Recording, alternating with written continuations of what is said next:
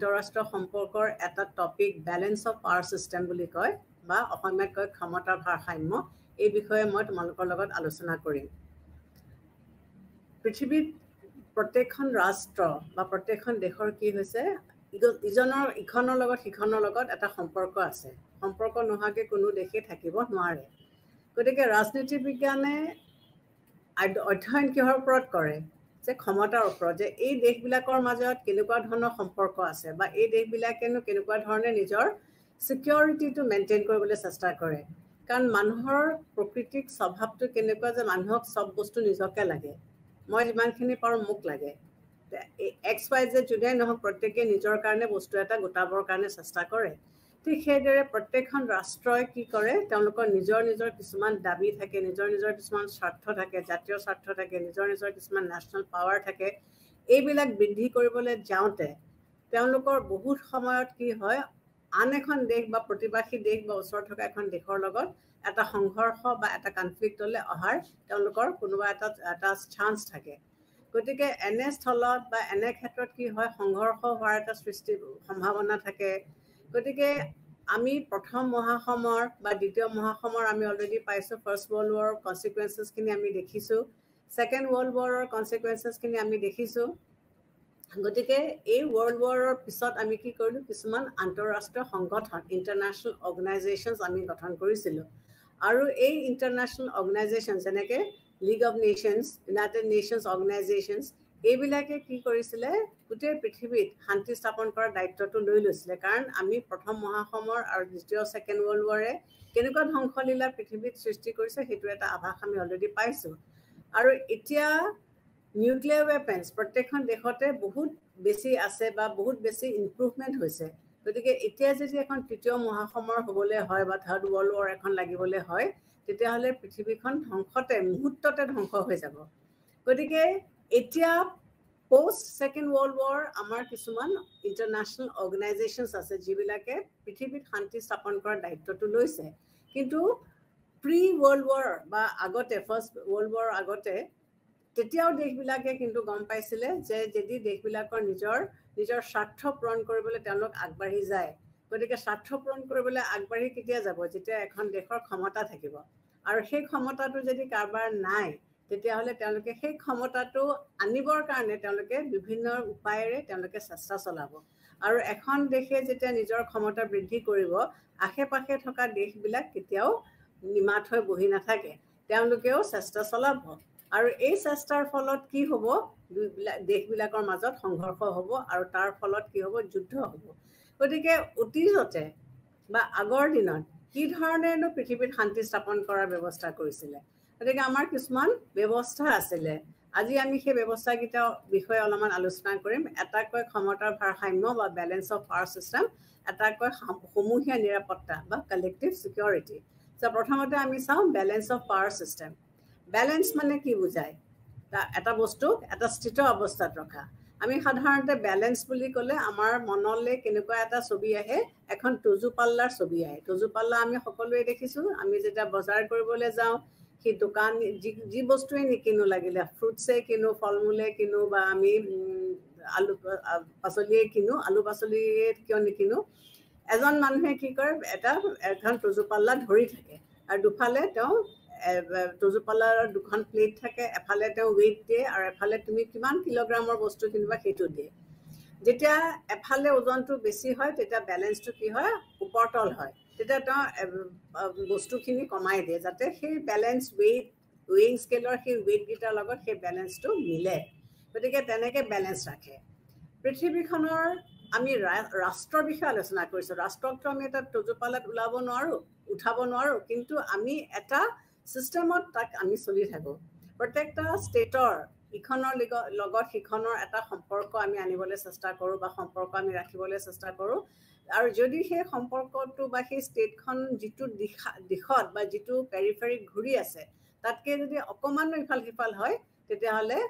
ইখন ষ্টেটৰ লগত টক্কৰ লাগিব বা তেওঁলোকৰ সংঘৰ্ষ হোৱাৰ সম্ভাৱনাটো খুব বেছি হৈ পৰে। গতিকে বেলেঞ্চ ছিষ্টেমটোৱে কি কৰিব বিচাৰিছে যে যিটো ছিষ্টেমত যুদ্ধ নলগাকৈ ইমান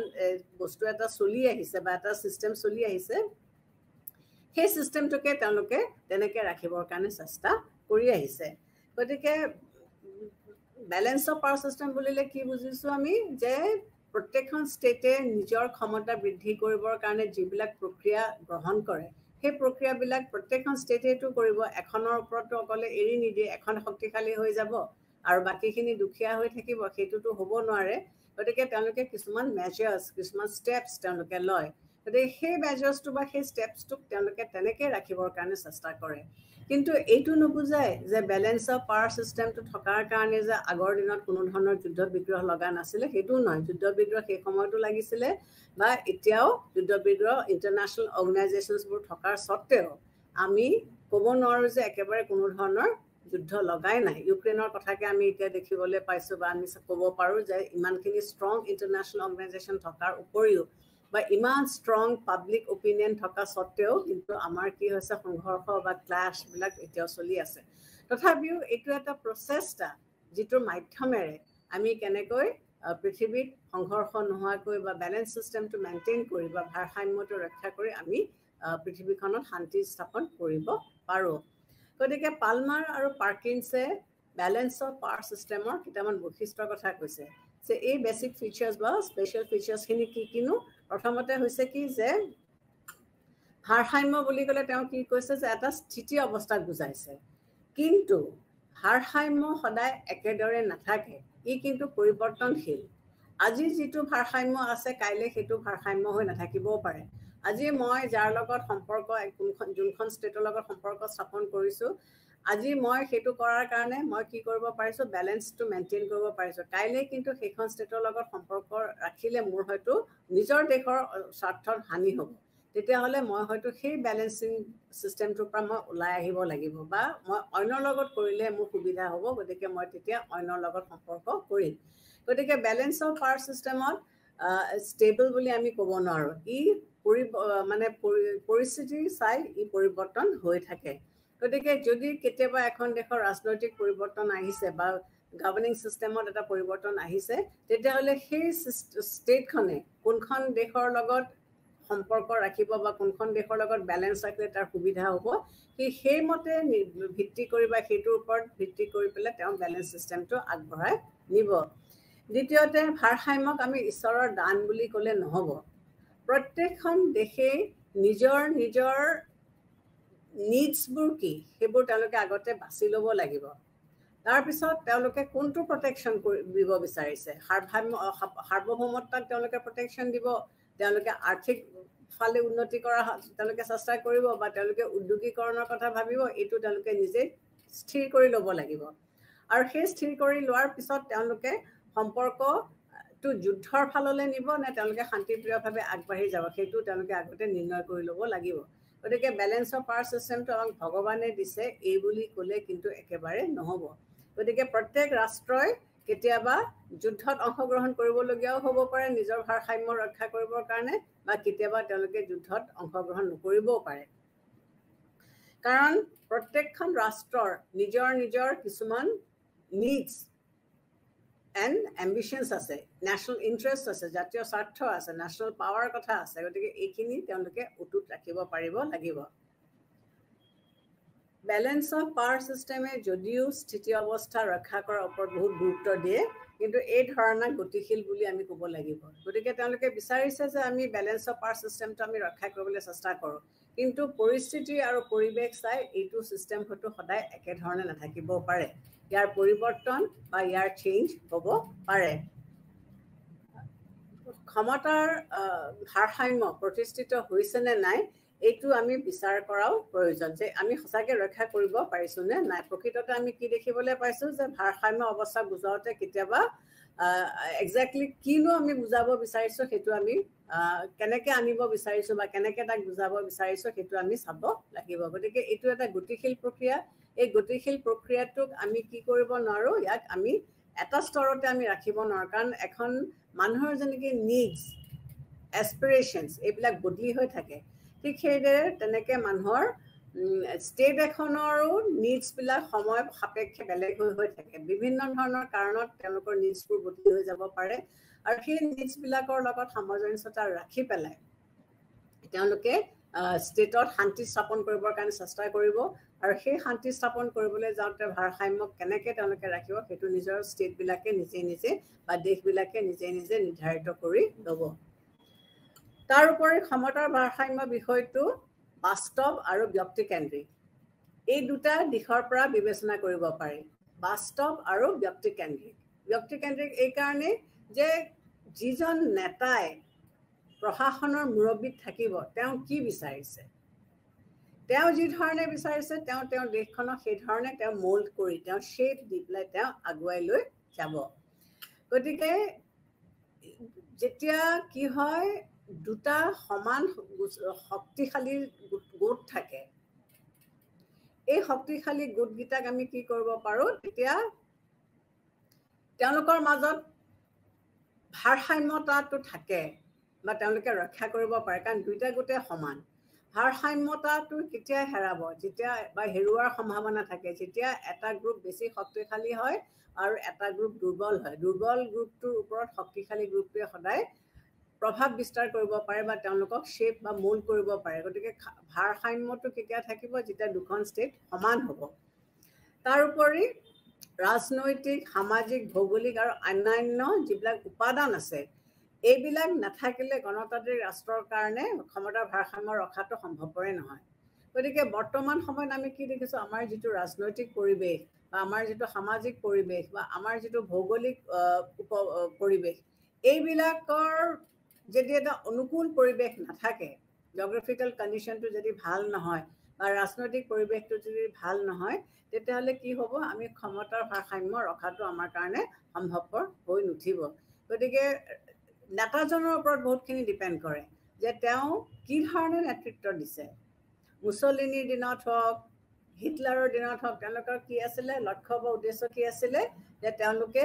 তেওঁলোকৰ দেশখনক শক্তিশালী কৰিব। আৰু সেই শক্তিশালী কৰিবলৈ তেওঁলোকে যাওঁতে কি কৰিছিলে, তেওঁলোকৰ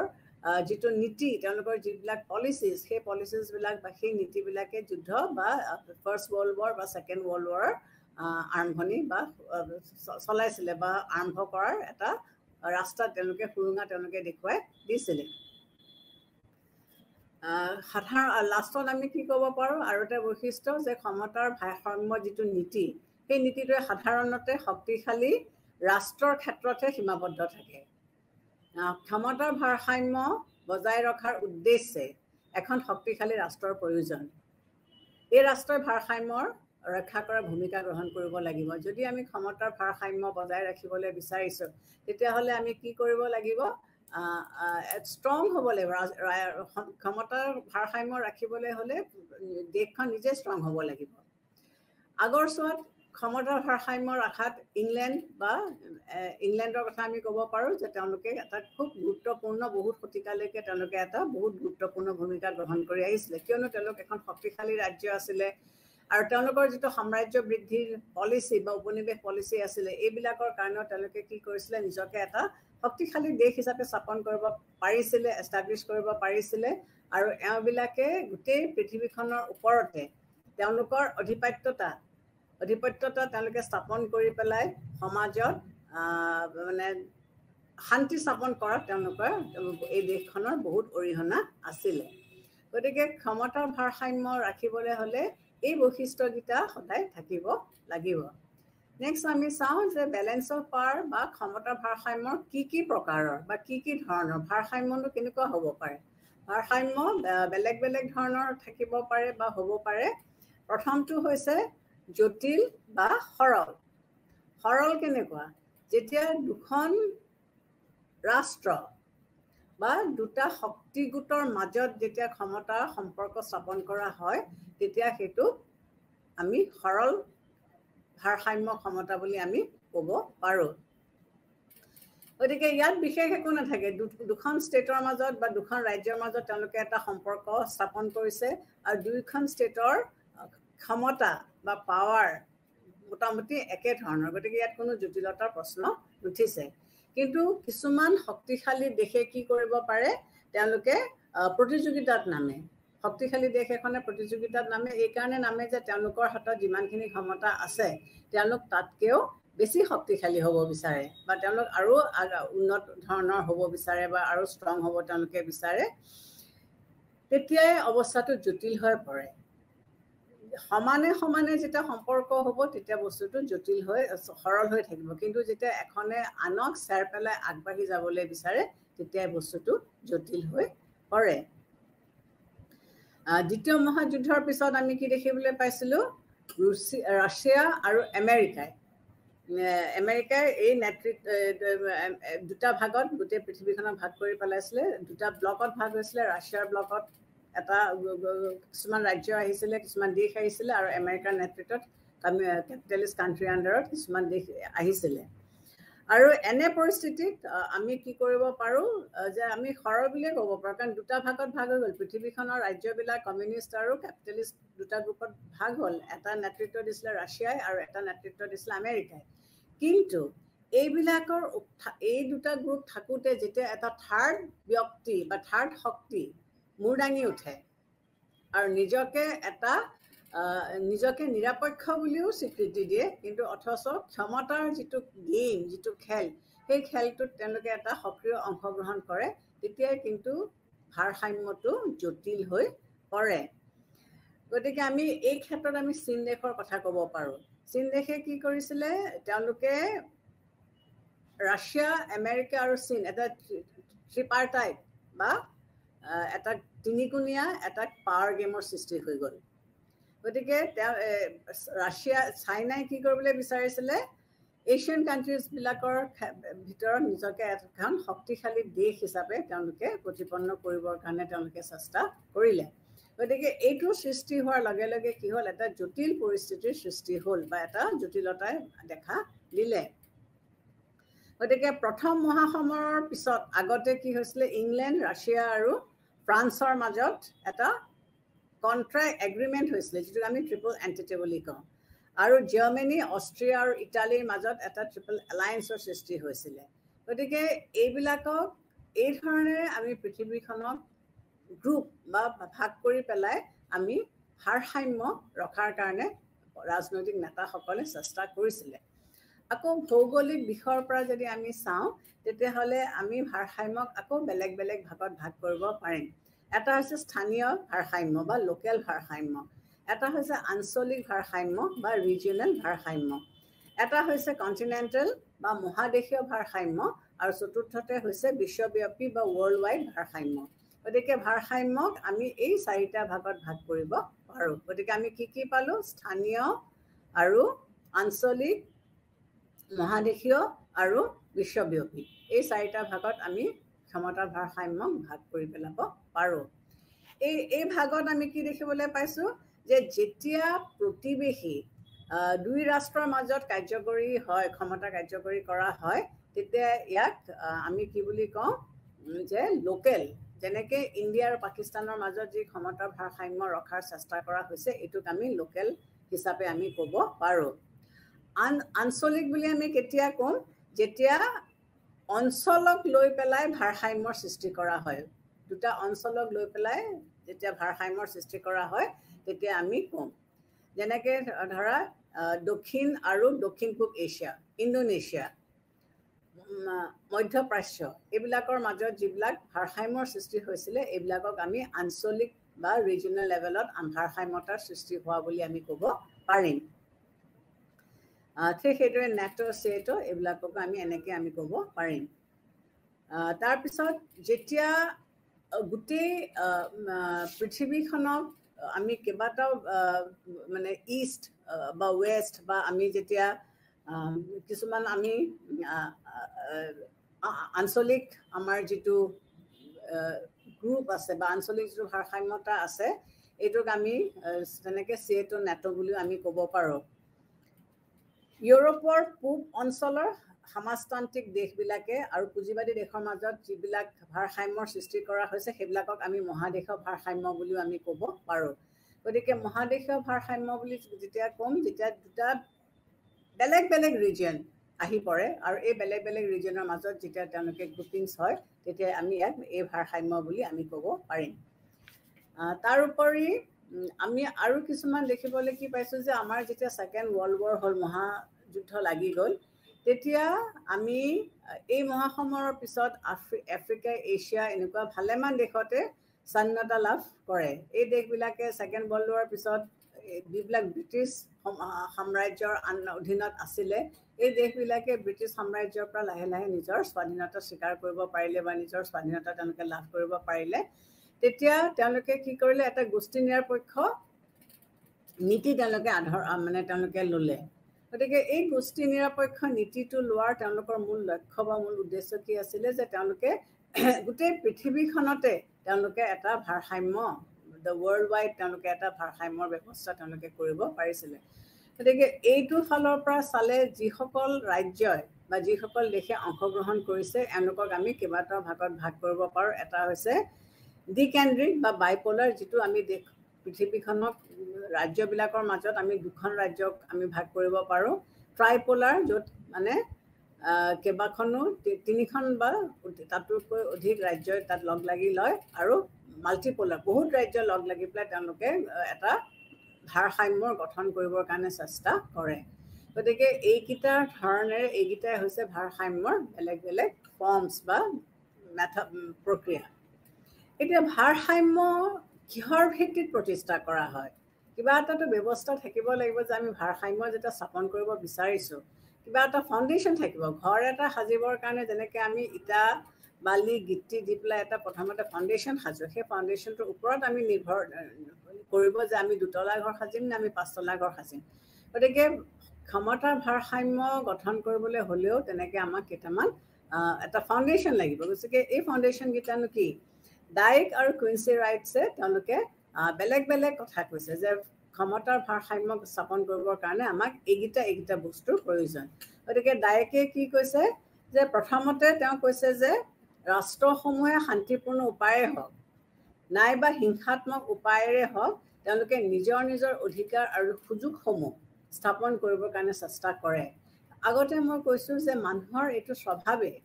প্ৰত্যেক মানুহকে নিজক বস্তু লাগে লোকৰ পৰা কাঢ়ি আনি হ'লেও আমাক লাগে আগৰ কথা একেবাৰে অতীজৰ ফাললৈ যদি আমি চাওঁ তেতিয়া আমি কি দেখিম যে ছ'চিয়েল কণ্ট্ৰেক্ট থিয়ৰীখনো কিয় হৈছিলে বা ছ'চিয়েল কণ্ট্ৰেক্ট হবছ ল ক্ৰুচৰ দিনত ছ'চিয়েল কণ্ট্ৰেক্ট কিয় হ'বলগীয়া হৈছিলে কিয়নো মানুহৰ এই পাশৱিক নেচাৰটোৰ কাৰণে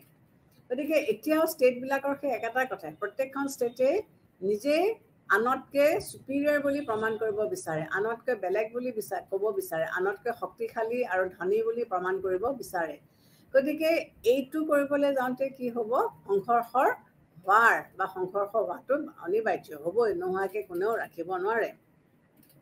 গতিকে ৰাষ্ট্ৰবিলাকে শান্তিপূৰ্ণ উপায়েৰে হওক বা হাই কাজিয়া বা হিংসাত্মক উপায়েৰে হওক বা হাই কাজিয়া কৰি হওক তেওঁলোকে নিজৰ নিজৰ যিবিলাক অধিকাৰ নিজৰ নিজৰ যিবিলাক সুযোগ সুবিধা সেইবিলাক ৰক্ষা কৰিবৰ কাৰণে চেষ্টা কৰিব even at the cost of others লোকক অন্যায় কৰিও বা লোকক অসুবিধাত পেলায়ো প্ৰত্যেকখন ৰাষ্ট্ৰই নিজৰ নিজৰ সুযোগ সুবিধাসমূহ তেওঁলোকে স্থাপন কৰিবৰ কাৰণে চেষ্টা কৰিব গতিকে উদাহৰণস্বৰূপে আমি কি ক'ব পাৰোঁ যে নিজৰ ৰাজ্যৰ অখণ্ডতা বা স্বাধীনতা বা নিৰাপত্তা বা অৰ্থনৈতিক সামাজিক আৰু ৰাজনৈতিক ব্যৱস্থা আমি আমি কি কৰিব পাৰিম ওপৰৰ নিজৰ নিজৰ সুযোগ সুবিধাসমূহ ৰক্ষা কৰিবৰ কাৰণে আমি চেষ্টা কৰিম গতিকে আমি আমাৰ অখণ্ডতা আমাৰ স্বাধীনতা বা আমাৰ নিৰাপত্তা বা আমাৰ অৰ্থনৈতিক সামাজিক আৰু ৰাজনৈতিক যিবোৰ ব্যৱস্থা আছে সেইবিলাকৰ ওপৰত ভিত্তি কৰি পেলাই আমি নিজৰ নিজৰ সা সুবিধাবিলাক ৰক্ষা কৰিবৰ কাৰণে চেষ্টা কৰিম গতিকে এই বস্তুখিনিক আমি প্ৰয়োগ কৰিম এখন দেশত থকা এই অখণ্ডতাটো বা আমাৰ আৰ্থিক অৱস্থাটোক লৈ পেলাই আমি আমাৰ নিজৰ নিজৰ স্বাৰ্থবিলাক স্থাপন কৰিবৰ কাৰণে আমি চেষ্টা কৰিম চ' এইটোৰ ওপৰত ভিত্তি কৰি পেলাই আমি কি কৰিম ক্ষমতাৰ ভাৰসাম্য স্থাপন কৰিম কিয়নো আমাক অখণ্ডতাও আমি ৰাখিব লাগিব আমাৰ নিৰাপত্তাও আমাক লাগিব আমাৰ আৰ্থিক দিশত উন্নতিও আমাক লাগিব গতিকে এইখিনি আমি ৰাখিবলৈ যাওঁতে আমি কি ধৰণে আমাৰ ক্ষমতাৰ ভাৰসাম্যতাটো আমি ৰাখিম এইটো আমি নিজে নিৰ্ণয় কৰি ল'ম দ্বিতীয়তে প্ৰত্যেক ৰাষ্ট্ৰই কি কৰে ক্ষমতাৰ সম্পৰ্কৰ বিষয়ে সচেতন থাকিব লাগিব প্ৰত্যেকখন ৰাষ্ট্ৰই তেওঁলোকৰ ক্ষমতানো কি তেওঁলোকে জানি থাকিব লাগিব ক্ষমতা কিমান দূৰলৈকে তেওঁলোকে পাব পাৰে বা কিমান দূৰলৈকে পাবলৈ গ'লে তেওঁলোকৰ অন্য ষ্টেটৰ লগত তেওঁলোকৰ যুদ্ধ লগাৰ এটা চান্স আছে এইবিলাক তেওঁলোকে সচেতন হৈ জানি থাকিব লাগিব তৃতীয়তে ক্ষমতাই ভাৰসাম্য কি কৰিব লাগিব যিখন আক্ৰমণকাৰী ৰাষ্ট্ৰ তাক আক্ৰমণৰ পৰা বিৰত ৰাখিবলৈ চেষ্টা কৰিব লাগিব। যিখন দেশে আক্ৰমণ কৰিছে এই যে ভাৰসাম্য হোৱা গ্ৰুপটো, এই গ্ৰুপটোৱে কি কৰিব লাগিব, তাক অতৰাই ৰাখিব পাৰিব লাগিব, যে তাক আক্ৰমণ কৰিবলৈ আহিবলৈ নিদিব, আক্ৰমণকাৰী ৰাষ্ট্ৰখনে আক্ৰমণ কৰিবলৈ আহিবলৈ দিব নালাগিব। যদি কিবা কাৰণে আক্ৰমণ কৰিবলৈ আহিছে তেতিয়াহ'লে যিখন ৰাষ্ট্ৰৰ ওপৰত আক্ৰমণ কৰিছে তাক পৰাজয় বৰণ কৰিবলৈ দিব নালাগিব। গতিকে তেতিয়াহে ক্ষমতাৰ ভাৰসাম্যটো ৰ'ব। মই শক্তিশালী, গতিকে মই মোৰ আশে পাশে থকা যিবিলাক দুৰ্বল বা উইক ৰাষ্ট্ৰ সেইবিলাকক মই আক্ৰমণ কৰি দিলোঁ। গতিকে যিটো গ্ৰুপে ভাৰসাম্যতাটো পাতিলে বা যাৰ লগত গ্ৰুপ কৰি আমি ভাৰসাম্য গঠন কৰিবৰ কাৰণে চেষ্টা কৰিছোঁ, গতিকে এই আক্ৰমণকাৰী ৰাষ্ট্ৰখনক মই আগতীয়াকৈ বাধা দিব লাগিব, তেওঁলোকক মই আগবাঢ়ি আহিবলৈ দিব নালাগিব। আৰু যদি কিবা কাৰণে আক্ৰমণ অলৰেডি কৰিলেও তেতিয়াহ'লে যাৰ ওপৰত আক্ৰমণ কৰিছে সেই ৰাজ্যকেইখনে বা সেই দেশসমূহে যাতে পৰাজয় স্বীকাৰ কৰিব নালাগে, মই তাৰ বাবেও ব্যৱস্থা কৰি দিব লাগিব। সাধাৰণতে আক্ৰমণকাৰী যিকেইখন ৰাষ্ট্ৰ থাকে সেই আক্ৰমণকাৰী ৰাষ্ট্ৰ আক্ৰান্তত ৰাজনৈতিক ক্ষমতা বেছি থাকে, কাৰণ সি আক্ৰমণ কৰিবলৈ কেলৈ আহিছে, কাৰণ তাৰ ক্ষমতাটো বেছি আছে কাৰণেহে। গতিকে এই ক্ষমতাটো বেছি আছে কাৰণে সি আক্ৰমণ কৰিবলৈ আহিছে ঠিকেই, কিন্তু বাকী ষ্টেটবিলাকে একগোট হৈ পেলাই তাক আক্ৰমণ কৰি জিকিবলৈ দিব নালাগিব। গতিকে তেওঁলোকে যদি জিকিবলৈ চেষ্টা কৰে তেতিয়াহ'লে কিন্তু এইটো অসুবিধা হ'ব। তাৰপিছত চতুৰ্থতে কি হৈছে যে ক্ষমতাৰ পৰিমাণ কিমান সেইটো নিৰ্ণয় কৰা কঠিন কাম। কোনখন ৰাজ্য কিমান শক্তিশালী,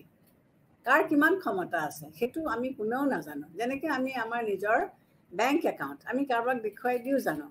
মানুহে আমাৰ টকা পইচা, এজন মানুহৰ টকা পইচা কিমান আছে সেইবিলাক আমি তেওঁৰ সাজ পোছাক, তেওঁৰ বাহ্যিক যিটো লাইফষ্টাইল আমি দেখোঁ সেইটোৰ পৰা আমি নিৰ্ণয় কৰোঁ যে এওঁৰ টকা পইচা আছে বা এইজন মানুহৰ টকা পইচা নাই। কিন্তু ষ্টেটবিলাকৰো কোনখন ষ্টেট কিমান শক্তিশালী বা কোনখন ষ্টেট কিমান পাৱাৰফুল সেইটো আমি অনুমানহে কৰিব পাৰোঁ। গতিকে ক্ষমতাৰ ভাৰসাম্য ৰাখিবলৈ যাওঁতে আমাৰ অনুমানৰ ওপৰত ভিত্তি কৰি আমি এখন ষ্টেটে আন এখন ষ্টেটৰ লগত আমি সম্পৰ্ক ৰাখিব লাগিব। আৰু পঞ্চমতে আমি কি দেখিছোঁ যে ক্ষমতাৰ বিবেচনাৰ ভিত্তিতে ৰাষ্ট্ৰসমূহে বৈদেশিক নীতি নিৰ্ধাৰণ কৰে, যে এখন দেশে আন এখন দেশৰ লগত কেনেকুৱা বৈদেশিক নীতি স্থাপন কৰিব বা কেনেকুৱা বৈদেশিক নীতি সম্পৰ্ক তেওঁলোকে আগবঢ়াই নিব সেইটো নিৰ্ণয় কৰিব বা সেইটো বিচাৰ কৰিব যে তেওঁলোকে তেওঁলোকৰ বৈদেশিক নীতিটো কি ধৰণে তেওঁলোকে কৰিছে। এতিয়া আমি চাওঁ যে বেলেঞ্চ অফ পাৱাৰ চিষ্টেমটো আমি কেনেকৈ মেইনটেইন কৰিম। মেথডছ, ক্ষমতাৰ ভাৰসাম্যৰ পদ্ধতি, কেইবাটাও পদ্ধতিৰ মাধ্যমেৰে আমি কি কৰিব পাৰোঁ, বেলেঞ্চ অফ পাৱাৰ চিষ্টেমটো মেইনটেইন কৰিবলৈ চেষ্টা কৰোঁ। প্ৰথমটো হৈছে কি মিত্ৰতা স্থাপন, তাৰপিছত হৈছে কি ক্ষতিপূৰণ, তাৰপিছত হৈছে কি বিভাজন, ডিভাইড এণ্ড ৰুল পলিচি, অস্ত্ৰ বৃদ্ধি কৰা বা নিৰস্ত্ৰকৰণ, আৰু দুই শক্তিশালীৰ মাজত স্থাপন কৰা এখন সৰু ৰাষ্ট্ৰ যিটোক আমি ইংলিছত বাফাৰ ষ্টেট বুলি কওঁ। এটা হৈছে ইণ্টাৰভেনশ্যন বা আভ্যন্তৰীণ হস্তক্ষেপ, তাৰপিছত হৈছে যুদ্ধ বা ৱাৰ। গতিকে এইকেইটা 7টা মেথডৰ মাধ্যমেৰে আমি কি কৰোঁ, বেলেঞ্চ অফ পাৱাৰ চিষ্টেমটো ৰক্ষা কৰিবৰ কাৰণে আমি চেষ্টা কৰোঁ। প্ৰথমতে আমি চাওঁ মিত্ৰতা স্থাপন। মিত্ৰতা আমি কিয় স্থাপন কৰোঁ? মিত্ৰতা স্থাপন কৰিবৰ কাৰণে আমি এইকাৰণে চাওঁ যে এখন দেশে যেতিয়া মোক আক্ৰমণ কৰিবলৈ আহিছে তেতিয়া মই বেলেগ এখন দেশৰ লগত এটা মিত্ৰতা সম্পৰ্ক স্থাপন কৰিম। মিত্ৰতা সম্পৰ্ক স্থাপন কৰিলে কি হ'ব, মোৰ ওপৰত যেতিয়া কোনোবাই আক্ৰমণ কৰিব তেতিয়া সেই যিকেইখন ৰাজ্যৰ লগত বা দেশৰ লগত মই মিত্ৰতা স্থাপন কৰিলোঁ তেতিয়া তেওঁলোকে মোক সহায় কৰিবলৈ আগবাঢ়ি আহিব। গতিকে মিত্ৰতা স্থাপন কৰাৰ কাৰণে যিখন দেশ এগ্ৰেছিভ হৈ আগবাঢ়ি আহিছে সি বাধা এটা পাব, কাৰণ সি দেখিছে যে এখন দেশে আক্ৰমণ কৰিবলৈ আহিছে ঠিকেই, কিন্তু বাকী কেইবাখনো দেশ লগ লাগি পেলাই যিখনক আক্ৰমণ কৰিছে তেওঁলোকক সেই দেশখনক ছাপোৰ্ট কৰিছে। গতিকে এই দেশখন অট'মেটিকেলি বাটত ৰৈ যাব। গতিকে সেইখন ষ্টেটে আৰু বিশেষ আগবাঢ়িবলৈ সাহ নকৰে, আৰু যেতিয়াই তেওঁলোক ৰৈ যাব তেতিয়াই কি হ'ব, আমি ক্ষমতাৰ ভাৰসাম্যতাটো আমি ৰাখিব পাৰিম বা ক্ষমতাৰ ভাৰসাম্যতাটো ৰখাৰ সুবিধা আমি পাওঁ। গতিকে ট্ৰিপল এলায়েন্স ট্ৰিপল এণ্টিটি এইকেইটা হৈছে ইয়াৰ এটা বেছিক উদাহৰণ 1882 যেতিয়া চনত জাৰ্মানী অষ্ট্ৰিয়া আৰু ইটালী লগ হৈ পেলাই তেওঁলোকে ট্ৰিপল এলায়েন্স গঠন কৰিছিলে অষ্ট্ৰিয়া জাৰ্মানী আৰু ইটালী লগ হৈ পেলাই তেওঁলোকে ট্ৰিপল এলায়েন্স গঠন কৰিছিলে আৰু ইয়াৰ উদ্দেশ্য হৈছিল যে তেওঁলোকে কি কৰিব বিচাৰিছিলে যদি কোনোবা এখন ৰাষ্ট্ৰই তেওঁলোকৰ যিটো ভাৰসাম্য স্থাপন কৰা হৈছিলে সেইটো উলংঘা কৰিবলৈ চেষ্টা কৰিছে গতিকে এই ট্ৰিপল এলায়েন্সৰ মাধ্যমেৰে তেওঁলোকে আকৌ সেই স্থিৰ অৱস্থা বা আগৰ সেই ভাৰসাম্য অৱস্থাটো ঘূৰাই আনিবৰ কাৰণে তেওঁলোকে চেষ্টা কৰিছে আৰু ইয়াৰ বিপৰীতে ইংলেণ্ড ফ্ৰান্স আৰু ৰাছিয়াই কি কৰিছে ট্ৰিপল এণ্টেড এইটো এটা ট্ৰিটি তেওঁলোকে এটা মানে শক্তি গোষ্ঠীত তেওঁলোকে সৃষ্টি কৰিছিলে মিত্ৰতা স্থাপনৰ উদ্দেশ্যটো হৈছে কি আক্ৰমণ কৰা দেশখনক কি কৰিব পাৰে বাধা দিয়া নাইবা প্ৰতিৰক্ষামূলক হ'ব পাৰে গতিকে মিত্ৰতা স্থাপনৰ উদ্দেশ্যটো কি হৈছে যে নিজকে আক্ৰমণকাৰী দেশখনৰ পৰা নিজকে বচাই ৰাখিব যে যোনে আক্ৰমণ কৰিবলৈ আহিছে তেওঁলোকৰ পৰা নিজকে বচাবলৈ হ'লে তেওঁলোকে এই মিত্ৰতাটো স্থাপন কৰিব লাগিব উদ্দেশ্যটো যিয়ে নহওক কিয় যিটো কথাৰ কাৰণে আমি মিত্ৰতা স্থাপন নকৰোঁ নিজকে প্ৰটেকশ্যনৰ কাৰণে আমি স্থাপন কৰিছোঁ বা তেওঁলোকৰ সহায় লৈ পেলাই আমিও আক্ৰমণ কৰিম আমাৰ লক্ষ্য বা উদ্দেশ্য যিয়ে নহওক কিয় আমি কিন্তু মিত্ৰতা স্থাপনৰ লগত সদায় ক্ষমতাৰ ভাৰসাম্য জড়িত আছে এই কথাটো আমি মনত ৰাখিব লাগিব যে মিত্ৰতা স্থাপনৰ লক্ষ্য হৈছে কি যে যিখন দেশে আমাক আক্ৰমণ কৰিছে সেই আক্ৰমণকাৰী দেশখনক আমি এটা প্ৰতিদ্বন্দ্বিতা কৰিম আমি বাধা দিম অন্যৰ লগত যেতিয়া আমি এটা এলায়েন্স কৰিম তেতিয়া যিখন দেশ এগ্ৰেছিভ হৈ আগবাঢ়ি আহিছে তেওঁলোকে অট'মেটিকেলি এটা ষ্টেপ পিছুৱাই যাব কাৰণ তেওঁলোকে দেখিছে যে তেওঁলোকক বাধা দিব বা সেই দেশখনক বাধা দিবৰ কাৰণে কেইবাখনো দেশ একগোট হৈছে আৰু এই একগোট হোৱা দেশখনে কি কৰিব আক্ৰমণকাৰী দেশক ফেচ কৰিব মুখামুখি হ'ব আৰু হয়তো সেই কেইবাখনো ষ্টেট যেতিয়া গোট খাই পেলাই ৰাজ্য যেতিয়া গোট খাই পেলাই আক্ৰমণকাৰী দেশৰ আগত থিয় দিব হয়তো তেতিয়া আক্ৰমণকাৰী দেশখনৰ ইমানখিনি ক্ষমতা নাথাকিব পাৰে গতিকে তাৰোপৰি যেতিয়া ক্ষমতাৰ ভাৰসাম্যতা মিত্ৰতা স্থাপন কৰিব মিত্ৰতা স্থাপন কৰাৰ লক্ষ্য হৈছে কি ক্ষমতাৰ ভাৰসাম্যতা ৰক্ষা কৰা তেতিয়া ক্ষমতাত স্থাপন কৰা যিবিলাক দেশ তেওঁলোকৰ মাজত কি হ'ব সমান পৰিমাণৰ ক্ষমতা থাকিব লাগিব মিত্ৰতা স্থাপন কৰিবলৈ অহা দেশবিলাকৰ আকৌ যিটো তেওঁলোকৰ ৰিচোৰ্চ বা যিটো তেওঁলোকৰ অৱস্থা সেইটো কিন্তু সমান হ'ব লাগিব তেতিয়াহে তেওঁলোকে এটা মিত্ৰতা মানে এটা সম্পৰ্ক তেওঁলোকে স্থাপন কৰিব পাৰিব ইয়াৰ উপৰিও মিত্ৰজোঁটৰ অন্তৰ্গত যিবিলাক ৰাষ্ট্ৰসমূহ আছে তাৰ উদ্দেশ্য একেধৰণৰ হোৱা উচিত মিত্ৰজোঁটত যিবিলাক ৰাষ্ট্ৰ লগ লাগি পেলাই মিত্ৰজোঁটটো গঠন কৰিছে তেওঁলোকৰ কিন্তু উদ্দেশ্যটো একেই হ'ব লাগিব যদি তেওঁলোকে বেলেগ বেলেগ উদ্দেশ্য লৈ পেলাই মিত্ৰজোঁট এটা গঠন কৰিছে তেতিয়াহ'লে কিন্তু সেইটো সাফল্য কেতিয়াও নহ'ব তেওঁলোকৰ উদ্দেশ্য হ'ব যে আক্ৰমণকাৰী দেশখনক প্ৰতিৰোধ কৰা বা আক্ৰমণকাৰী দেশখনক আৰু আগবাঢ়ি আহিবলৈ নিদিয়ে তেওঁলোকৰ ক্ষমতা তাতে বাধা দিয়া কিন্তু সেইটো যদি নকৰে তেতিয়াহ'লে বেলেগ লক্ষ্য বেলেগ উদ্দেশ্য লৈ পেলাই আগবাঢ়ি আহে তেতিয়াহ'লে কিন্তু ছাকচেছফুল নহ'ব এই ক্ষেত্ৰত আমি এটা ভাৰত বুৰঞ্জীৰ ফালে চাব পাৰোঁ এটা আমি উদাহৰণ আমি ল'ব পাৰোঁ যে চিপাহী বিদ্ৰোহ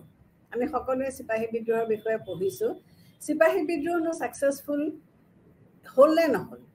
বা যদি নহ'ল কিহৰ কাৰণে নহ'ল প্ৰথম কথাটো হৈছে কি যে যিসকল ৰজা মহাৰজাই চিপাহী বিদ্ৰোহত যোগদান কৰিছিলে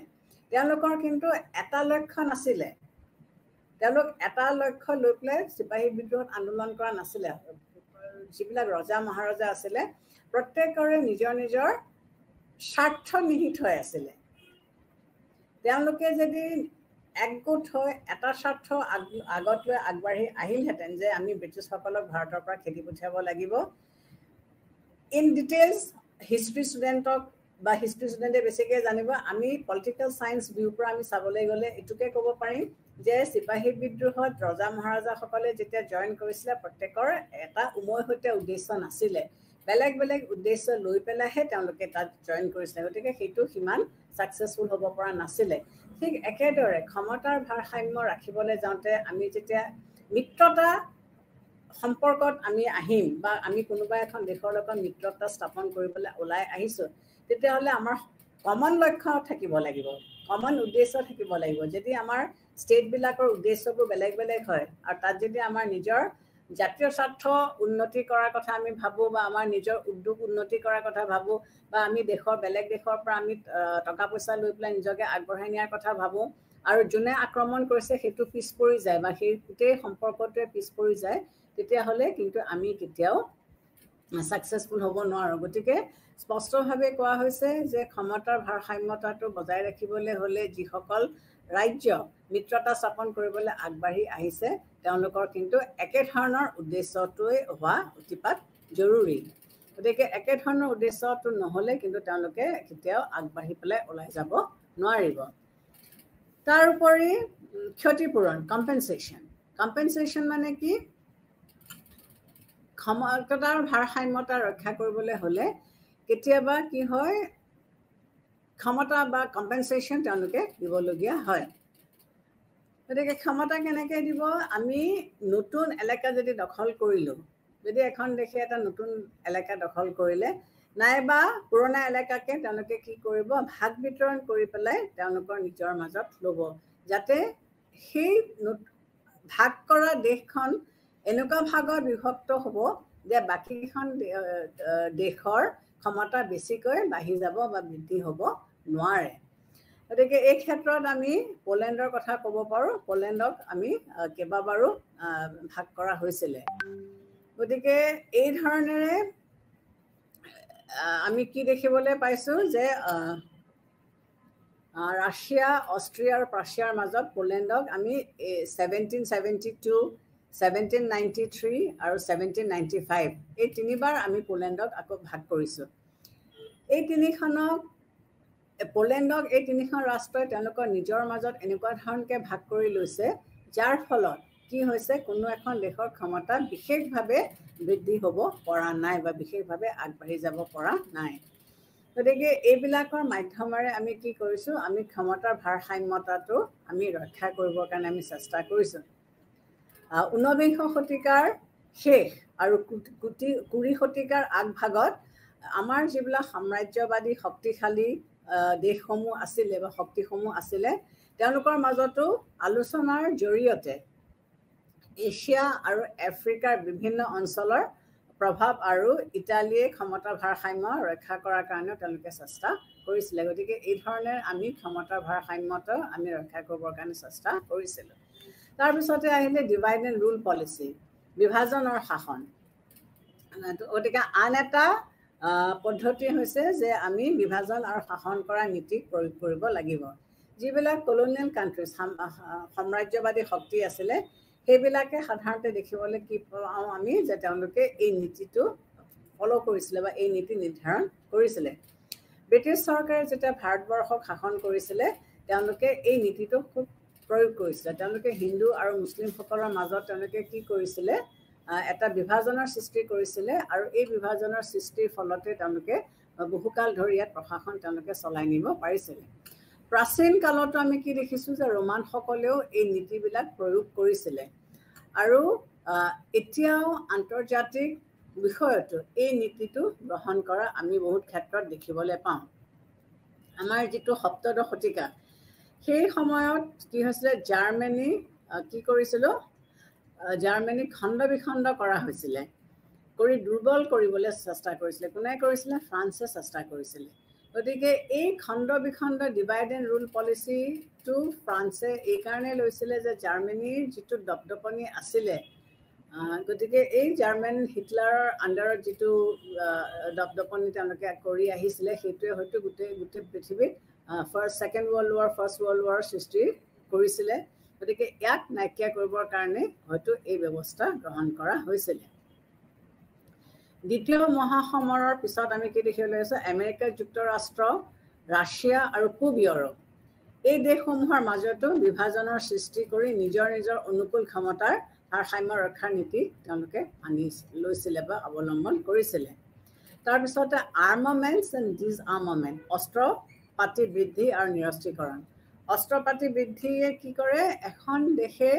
যেতিয়া ক্ষমতা বৃদ্ধি কৰে তেতিয়া কি হয়, তেওঁলোকে ভাবে যে তেওঁলোকে ভাৰসাম্যটো ৰক্ষা কৰিব পাৰিব। তেওঁলোকে কিহৰ কাৰণে ভাৰসাম্য ৰক্ষা কৰিব পাৰিম বুলি ভাবিছে? এইকাৰণেই ভাবিছে যে যেতিয়া ক্ষমতা বৃদ্ধি কৰিব তেতিয়া বাকীবিলাক দেশে আৰু তেওঁলোকৰ হাতত কিমান ক্ষমতা আছে সেইটো নাজানিব, গতিকে তেওঁলোকে আগবাঢ়ি আহিবলৈ হয়তো মানে যুদ্ধ বিগ্ৰহত তেওঁলোকে সোমাবলৈ হয়তো চেষ্টা নকৰিব। ঠিক সেইদৰে যদি ডিছআৰ্ম কৰোঁ, নিৰস্ত্ৰীকৰণ কৰোঁ, তেতিয়াহ'লে সেই নিৰস্ত্ৰীকৰণেও কি কৰিব, ক্ষমতাৰ ভাৰসাম্য ৰখাত তেওঁলোকে যথেষ্ট অৰিহণা যোগাব। তাৰপিছতে আহিলে buffer state theory. Buffer state মানে কি হৈছে, সাধাৰণতে আমি কি দেখিবলৈ পাওঁ যে দুখন শক্তিশালী ষ্টেটৰ মাজত, ৰাজ্যৰ মাজত এখন সৰু ৰাজ্য থাকে। এই ৰাজ্যখন থকাৰ কাৰণে দুয়োখন ৰাষ্ট্ৰই কিন্তু এই সৰু ৰাজ্যখনক মানে আক্ৰমণ কৰিব নোৱাৰে, আৰু এই সৰু ৰাজ্যখনে মাজত কি কৰে, এটা বেৰিয়াৰ হিচাপে থিয় দিয়ে। গতিকে এই শক্তিশালী ৰাজ্যবিলাকে আমাক কি কৰিছে, তেওঁলোকে অন্য এখন ৰাজ্যই তেওঁলোকক আক্ৰমণ কৰিব নোৱাৰে। দুয়োখন শক্তিশালী ৰাজ্যৰ মাজত এনেকুৱা এখন ৰাষ্ট্ৰ থাকিলে ৰাষ্ট্ৰৰ কি কৰিব পাৰে, ভাৰসাম্যতা তেওঁলোকে ৰক্ষা কৰিব পাৰে। গতিকে ভাৰত আৰু ইংৰাজে যেতিয়া ব্ৰিটিছসকলে ভাৰতবৰ্ষ শাসন কৰিছিলে তেতিয়া আফগানিস্তানে এই ব্যৱস্থাটো বা এই ভূমিকাটো প্লে কৰিছিলে, বাফাৰ ষ্টেট হিচাপে আছিলে। ইংৰাজ শাসনৰ কালত আফগানিস্তানে এই ভূমিকা পালন কৰিছিলে। ইংলেণ্ড আৰু ৰাছিয়াৰ মাজত তেওঁলোকে যুদ্ধ হোৱাটো বন্ধ কৰি ৰাখিছিলে। ঠিক নেপাল তেনেকৈ বাফাৰ ষ্টেট হৈ আছে, আৰু নেপালৰ হৈ থকাৰ কাৰণে এই অঞ্চলটোত আমাৰ কোনো ধৰণৰ যুদ্ধ বিগ্ৰহ লাগিব পৰা নাই। ইণ্টাৰভেনশ্যন বা নন ইণ্টাৰভেনশ্যন। ইণ্টাৰভেনশ্যন মানে কি, যে যেতিয়া এখন দেশৰ ওপৰত আক্ৰমণ চলে তেতিয়া আশে পাশে থকা বা ওচৰ চুবুৰীয়া ৰাজ্যবিলাকে যদি তাত হস্তক্ষেপ কৰে তেতিয়াহ'লে সেই আক্ৰমণকাৰী ৰাজ্যখন অট'মেটিকেলি স্তব্ধ হৈ যায়। তেতিয়া আমি কি কৰিব পাৰোঁ, ক্ষমতাৰ ভাৰসাম্যতাটো আমি ৰাখিব পাৰোঁ। দক্ষিণ পূব এছিয়াত চীনৰ যিটো বাঢ়িছে ক্ষমতা, এই ক্ষমতা বাঢ়ি যোৱাটোত আমি কি কৰিব পাৰোঁ, আমি হস্তক্ষেপ কৰিছে কোনে, আমেৰিকাই হস্তক্ষেপ কৰি পেলাই ভিয়েটনামত হস্তক্ষেপ কৰিছে। গতিকে এনেধৰণেৰে যদি এখন ৰাষ্ট্ৰ আগবাঢ়ি আহিছে তেতিয়াহ'লে তেওঁলোকে ওচৰে পাজৰে থকা এখন দেশত হস্তক্ষেপ কৰি দিয়াৰ লগে লগে কি হ'ব, সেইখন দেশে আৰু মানে আগবাঢ়ি যাবলৈ বা তেওঁলোকে আৰু হেৰি কৰিবলৈ তেওঁলোকে নোৱাৰিব। ঠিক সেইদৰে গতিকে ইণ্টাৰভেনশ্যন এণ্ড নন ইণ্টাৰভেনশ্যন। ইণ্টাৰভেন কৰিও আমি ক্ষমতাৰ ভাৰসাম্যতাটো আমি ৰাখিব পাৰিম, আৰু অহস্তক্ষেপ কৰিও, কেতিয়াবা হস্তক্ষেপ নকৰিলেও আমি কেনেকৈ ভাৰসাম্যতাটো ৰাখিব পাৰোঁ, যে হস্তক্ষেপ কৰা নাই কিন্তু এইটো নুবুজায় যে এওঁলোক নিমাত হৈ আছে বা নিতাল মাৰি আছে, এওঁলোকৰ হাততো হয়তো বহুত ক্ষমতা আছে, গতিকে প্ৰয়োজন সাপেক্ষে হয়তো এওঁলোকো হয়তো আগবাঢ়ি আহিব। গতিকে ক্ষমতাৰ ভাৰসাম্যতাটো আমি এনেকৈ ৰাখিব পাৰিম। যুদ্ধৰ জৰিয়তেও ক্ষমতাৰ ভাৰসাম্য ৰখাৰ চেষ্টা কৰা দেখা যায়। গতিকে কেতিয়াবা যুদ্ধ লাগিও আমি কি কৰিব পাৰোঁ, যে ক্ষমতাৰ ভাৰসাম্য আমি ৰাখিব পাৰোঁ। ইনফেক্ট যুদ্ধ ক্ষমতাৰ ভাৰসাম্য ৰক্ষা কৰাৰ এটা উপায় হিচাপে আমি বিবেচনা কৰিব পাৰোঁ, আৰু প্ৰাচীন কালৰে পৰাই আমি দেখিছোঁ যে এই ব্যৱস্থাটো গ্ৰহণ কৰা হৈছিলে। এতিয়া চাওঁ আমি বেলেঞ্চ অফ পাৱাৰ ছিষ্টেমৰ ইম্পৰ্টেঞ্চটোনো কি, বেলেঞ্চ অফ পাৱাৰ ছিষ্টেমৰ ইয়াত কিবা গুৰুত্ব আছেনে? গুৰুত্ব ডেফিনেটলি আছে। যেতিয়া সমূহীয়া নিৰাপত্তাৰ ব্যৱস্থা নাছিলে, কালেক্টিভ ছিকিউৰিটি ছিষ্টেম নাছিলে, তেতিয়া পৃথিৱীত শান্তি স্থাপনৰ দায়িত্বটো বেলেঞ্চ অফ পাৱাৰ ছিষ্টেমৰ মাধ্যমেৰে হৈছিলে। এই কাৰৰ মতে যে 19বিংশ শতিকাত ইউৰোপত শান্তি প্ৰতিষ্ঠাৰ ইউৰোপে যিটো শান্তি প্ৰতিষ্ঠাৰ পদক্ষেপ লৈছিলে সেইটোৱে ভাৰসাম্য ৰক্ষা কৰাত এটা গুৰুত্বপূৰ্ণ ভূমিকা গ্ৰহণ কৰি আহিছে। গতিকে বিভিন্ন যিবিলাক আমাৰ শক্তি গোষ্ঠী আছে, সেই শক্তি গোষ্ঠীৰ মাজত সমান ক্ষমতা থকাৰ কাৰণে কোনো গোষ্ঠী বা কোনো গোষ্ঠীয়ে কি কৰিব পৰা নাই, আক্ৰমণ কৰিবৰ কাৰণে সাহ কৰা নাই। গতিকে বেলেঞ্চ অফ পাৱাৰ ছিষ্টেমত যিবিলাক গ্ৰুপ হৈছিলে সেই গ্ৰুপবিলাকৰ মাজত আমি কি দেখিবলৈ পাইছোঁ যে সমান ক্ষমতা আছে সমান ক্ষমতা থকাৰ কাৰণে তেওঁলোকে ইটোৱে সিটোক আক্ৰমণ কৰিবৰ কাৰণে সাহস নাই কৰা আৰু সাহস নকৰাৰ কাৰণে কি হৈছে ক্ষমতাৰ ভাৰসাম্যতাটো আমি ৰক্ষা কৰিব পাৰিছোঁ ক্ষমতাৰ যিটো ভাৰসাম্যতাটো নীতি এই নীতিয়ে কি কৰিছে সৰু আৰু দুৰ্বল ৰাষ্ট্ৰবিলাকক স্বাধীনতা ৰক্ষা কৰাত সহায় কৰে যিবিলাক ষ্ট্ৰং কাণ্ট্ৰি যিবিলাক শক্তিশালী ৰাজ্য সেই শক্তিশালী দেশসমূহে কি কৰে দুৰ্বল আৰু মানে উইক সেইবিলাক ৰাজ্যবিলাকক তেওঁলোকে আক্ৰমণ কৰিব পাৰে বা তেওঁলোকৰ স্বাধীনতা তেওঁলোকৰ সাৰ্বভৌমত্ব বিনষ্ট কৰিব পাৰে কিন্তু যেহেতু ক্ষমতাৰ সাৰ্বভৌমত্ব যেহেতু ভাৰসাম্য নীতিটো প্ৰয়োগ কৰা হৈছে বা আছে তেতিয়া আমি কি দেখিছোঁ যে সৰু সৰু ৰাজ্যবিলাকৰ ওপৰত আক্ৰমণ কৰিব নাই পৰা বা আক্ৰমণ কৰিবলৈ আহিলেও তেওঁলোকক এই ভাৰসাম্যত গোট খোৱা যিবিলাক ষ্টেট এই ষ্টেটবিলাকে তেওঁলোকক প্ৰটেকশ্যন দিব গতিকে আল্টিমেটলি তেওঁলোকৰ লাভ হৈছে লাভ কেনেকৈ হৈছে যে তেওঁলোকৰ অখণ্ডতা বা তেওঁলোকৰ সাৰ্বভৌমত্বতাটো ৰক্ষা কৰিছে তেওঁলোকৰ ক্ষমতাত কোনো ধৰণৰ আঁচ আহিবলৈ দিয়া হোৱা নাই তেওঁলোকক প্ৰটেকশ্যন দিব পৰা গৈছে তাৰোপৰি ক্ষমতাৰ ভাৰসাম্য নীতিৰ প্ৰয়োগৰ ফলত কোনো শক্তি নাইবা শক্তি গোষ্ঠীয়ে সমগ্ৰ পৃথিৱীত নিজৰ কৰ্তৃত্বৰ প্ৰতিষ্ঠা কৰিবলৈ সক্ষম হোৱা নাই যেহেতু ক্ষমতাৰ ভাৰসাম্য নীতিটোক আমি মানি চলিছোঁ গতিকে মানি চলাৰ কাৰণে কি হৈছে ইয়াত কোনো দেশেই কি কৰিব পৰা নাই এটা নিজস্ব কৰ্তৃত্ব তেওঁলোকে এষ্টাব্লিছ কৰিব পৰা নাই কাৰণ ক্ষমতাৰ ভাৰসাম্য সদায় এটা প্ৰতিবন্ধক হিচাপে থিয় দি আছে আৰু শেষত আমি ক'ব লাগিব যে আন্তঃৰাষ্ট্ৰীয় আইন বলবৎ কৰাৰ কাৰণে আমাৰ কোনো নিৰ্দিষ্ট কৰ্তৃপক্ষ নাই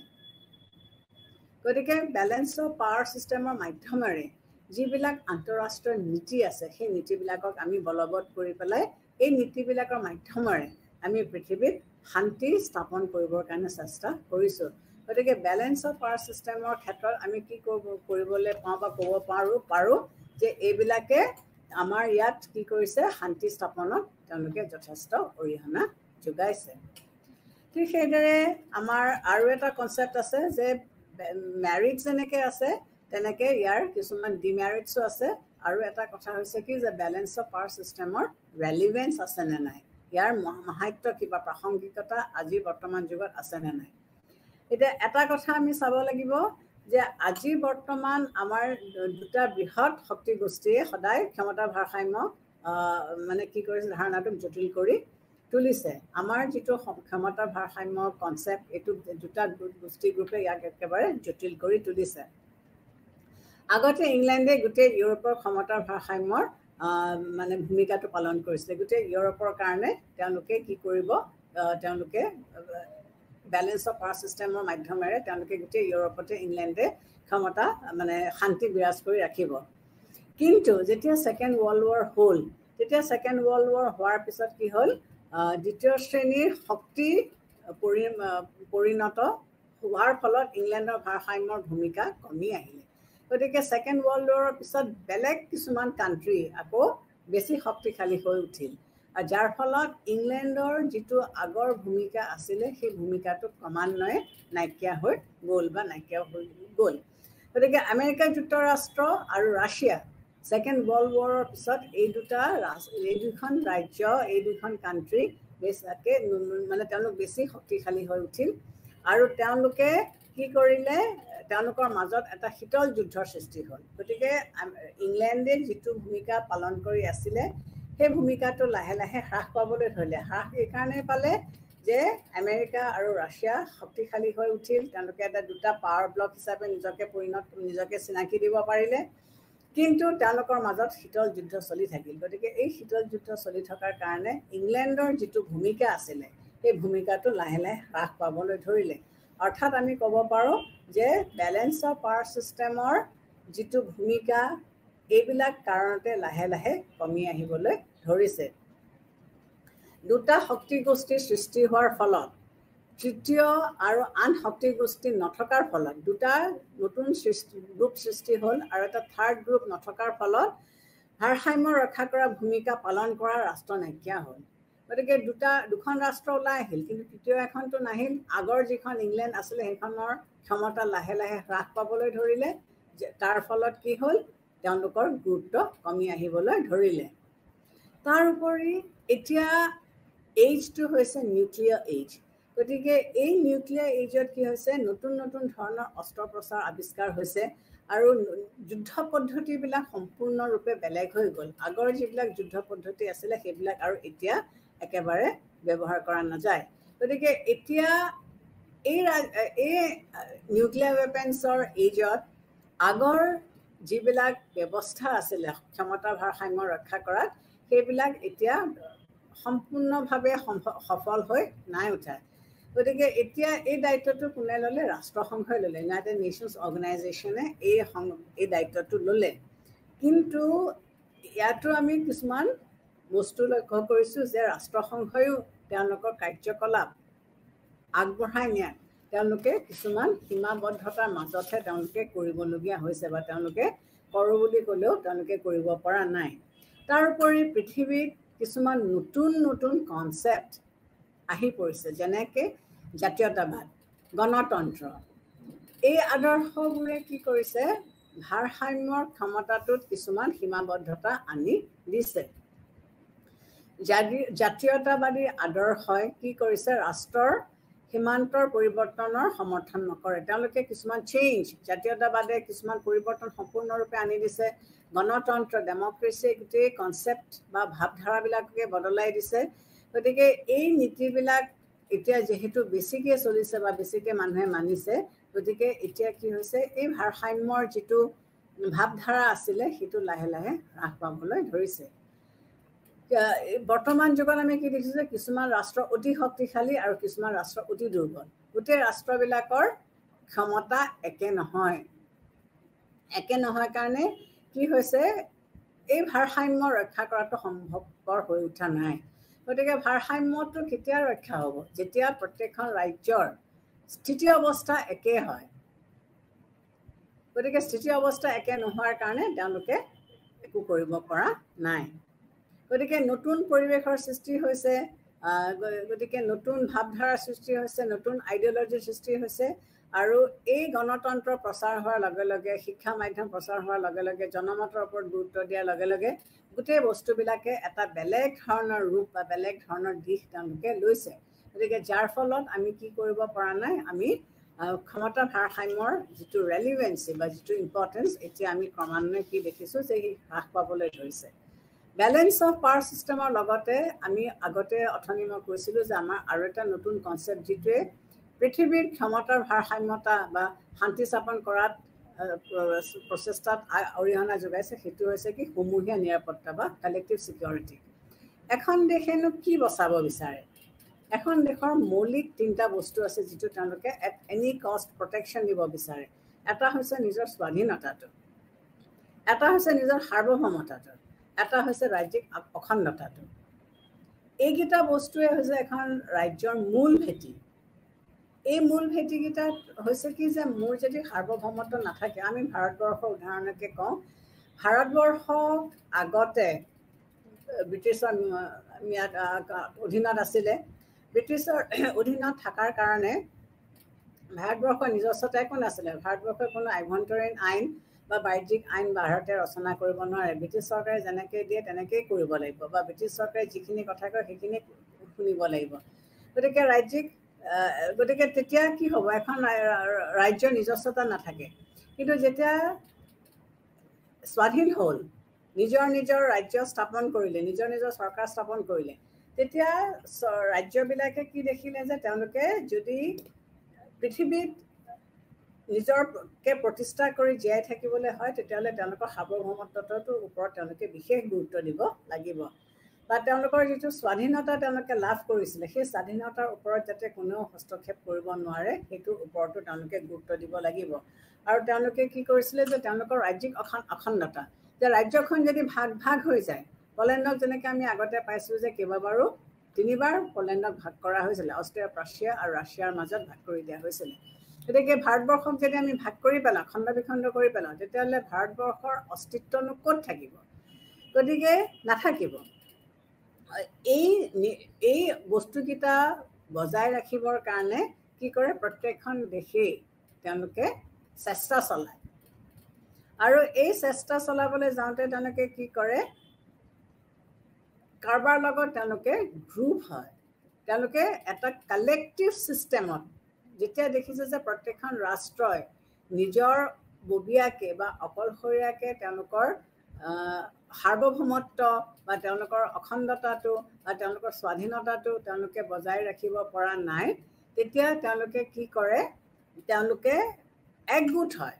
আৰু এই একগোটটো অকলে নহয় তেওঁলোকে কেইবাখনো ৰাজ্য মিলি পেলাই একে উদ্দেশ্য লৈ পেলাই কেইবাখনো ৰাজ্য বা দেশ মিলি পেলাই তেওঁলোকে সমূহীয়াভাৱে তেওঁলোকে ব্যৱস্থা কৰে যাতে যদি কোনোবাই তেওঁলোকৰ ওপৰত আক্ৰমণ কৰে তেতিয়াহ'লে তেওঁলোকে কি কৰিব একগোট হৈ পেলাই তেওঁলোকে আগবাঢ়ি যাব নিজৰ প্ৰটেকশ্যন দিবৰ কাৰণে কিন্তু এইখিনিতে খালি এটা কথা মনত ৰাখিব লাগিব যে যেতিয়া ৰাজ্যবিলাক দেশবিলাক একগোট হ'ব তেওঁলোকৰ কিন্তু উমৈ সৈতে উদ্দেশ্য হ'ব লাগিব যদি উদ্দেশ্যবোৰ পৃথক পৃথক হয় তেতিয়াহ'লে কিন্তু ছিষ্টেমটো কলাপছ কৰিব ছিষ্টেমটো ছাকচেছফুল হ'ব নোৱাৰিব গতিকে শক্তিশালী দেশবিলাকে বা ডাঙৰ দেশবিলাকে যদি দুৰ্বল দেশৰ ওপৰত আক্ৰমণ কৰে তেতিয়াহ'লে সেইটোক প্ৰতিৰোধ কৰিবৰ কাৰণে প্ৰত্যেক দেশে এটা গ্ৰুপ কৰিব এটা সম্পৰ্কলৈ তেওঁলোক আহিবৰ কাৰণে তেওঁলোকে চেষ্টা কৰিব গতিকে কালেক্টিভ ছিকিউৰিটি ছিষ্টেমৰ মাধ্যমেৰে আমি কি কৰিবলৈ বিচাৰিছোঁ যে পৃথিৱীখনত আমি শান্তি প্ৰতিষ্ঠা কৰিবৰ কাৰণে আমি চেষ্টা কৰিছোঁ এই শান্তি প্ৰতিষ্ঠা আমি কেনেকৈ বা ইয়াতো আকৌ কেইটামান ফৰ্মুলা আছে কেইটামান মানে পদ্ধতি আছে যিটো পদ্ধতিৰ ওপৰত আমি কি কৰিছোঁ শান্তি প্ৰতিষ্ঠা কৰিবৰ কাৰণে চেষ্টা কৰিছোঁ আৰ্গেন্সকিয়ে কেইটামান পদ্ধতিৰ কথা কৈছে যিটোৰ মাধ্যমেৰে আমি সামূহিক নিৰাপত্তা ব্যৱস্থা গ্ৰহণ কৰিব পাৰোঁ এটা হৈছে কি কোনো যুদ্ধ বা সামৰিক শক্তি প্ৰয়োগৰ আগতে কোনো ৰাষ্ট্ৰৰ আক্ৰমণকাৰী দেশখনক চিনাক্ত কৰিব লাগিব যে আক্ৰমণনো কোনে কৰিছে সেই আক্ৰমণকাৰী দেশখনক আগতে চিনাক্তি কৰি ল'ব লাগিব কাৰণ যিখন দেশে আক্ৰমণ কৰিছে সেই দেশখনে কিন্তু কেতিয়াও নাভাবে যে তেওঁলোক আক্ৰমণকাৰী তেওঁলোকে ভাবে যে তেওঁলোকে যিটো কাৰণে আক্ৰমণ কৰিবলৈ ওলাই আহিছে বা আগবাঢ়ি আহিছে সেইটো শুদ্ধ কিন্তু মই সেইদৰে নাভাবিবও পাৰোঁ গতিকে মই তেনেকৈ নাভাবাৰ লগে লগেতো এটা সংঘৰ্ষ হ'ল এটা কনফ্লিক্ট হ'ল গতিকে কোনো আগতে তেওঁলোকে উলিয়াই ল'ব লাগিব যে এইখন দেশ সঁচাকৈ আক্ৰমণকাৰী দেশ হয় নে নহয় একমত হ'ব লাগিব গতিকে আক্ৰমণকাৰী চিনাক্ত কৰাৰ বিষয়ত কিন্তু ষ্টেটছবিলাকে এটা সৰ্বসন্মত পদ্ধতিত আহিব লাগিব যে সকলোৱে এগ্ৰী কৰিব লাগিব যে হয় এইখনে আমাক আক্ৰমণ কৰিছে সকলো আক্ৰমণক বন্ধ কৰাৰ উদ্দেশ্যে বা আক্ৰমণক প্ৰতিৰোধ কৰাৰ উদ্দেশ্যে গোটেই যিবিলাক ৰাজ্য মানে আগ্ৰহী হ'ব লাগিব যে আক্ৰমণটো তেওঁলোকে বন্ধ কৰিব বিচাৰিছে বা আক্ৰমণক তেওঁলোকে প্ৰতিৰোধ কৰিব বিচাৰিছে এইটোত একমত প্ৰথমতে হৈ ল'ব লাগিব নিজৰ জাতীয় স্বাৰ্থ নাথাকিলেও তেওঁলোকে আক্ৰমণকাৰী ৰাষ্ট্ৰৰ বিৰুদ্ধে কিন্তু যুদ্ধত যোগদান কৰিব লাগিব গতিকে তেওঁলোকে কি হৈছে যিবিলাক একগোট হৈছে এই একগোট হোৱা ৰাজ্যবিলাকে তেওঁলোকে কি কৰিব লাগিব তেওঁলোকৰ নিজৰ জাতীয় স্বাৰ্থ নাথাকিলেও তেওঁলোক কিন্তু আগবাঢ়ি আহিব লাগিব তেওঁলোকে এই দায়িত্বটো হাতত ল'ব লাগিব প্ৰত্যেক ৰাষ্ট্ৰই আক্ৰমণকাৰী ৰাষ্ট্ৰৰ বিৰুদ্ধে ষ্টেপছ ল'বলৈ সক্ষম হ'ব লাগিব প্ৰত্যেকখন ৰাষ্ট্ৰৰ সেই কেপাচিটিটো থাকিব লাগিব যে তেওঁলোকে আক্ৰমণকাৰী ৰাষ্ট্ৰৰ বিৰুদ্ধে ষ্টেপ ল'ব পৰা সেই সাহসটো আছেনে নাই সেই সম্বলখিনি তেওঁলোকৰ আছেনে নাই গতিকে তেতিয়াহে তেওঁলোকে এই সমূহীয়া নিৰাপত্তাত যোগদান কৰিলে সুবিধা হ'ব সমূহীয়া আক্ৰমণকাৰী ৰাষ্ট্ৰৰ বিৰুদ্ধে ব্যৱস্থা গ্ৰহণ কৰিবলৈ হ'লে আক্ৰমণকাৰীৰ বাহিৰে বাকী সমবেত হোৱা ৰাষ্ট্ৰসমূহৰো সামূহিক ক্ষমতা আক্ৰমণকাৰীৰ বেছি হ'ব লাগিব তাৰমানে যিবিলাক ৰাষ্ট্ৰ একগোট হৈ পেলাই আক্ৰমণকাৰী ৰাষ্ট্ৰক প্ৰতিৰোধ কৰিবলৈ আহিছে গোটেইখিনি গোট খাই লৈ পেলাই তেওঁলোকৰ কিন্তু ক্ষমতা আক্ৰমণকাৰী ৰাষ্ট্ৰতকৈ বেছি হ'ব লাগিব থেংক ইউ so much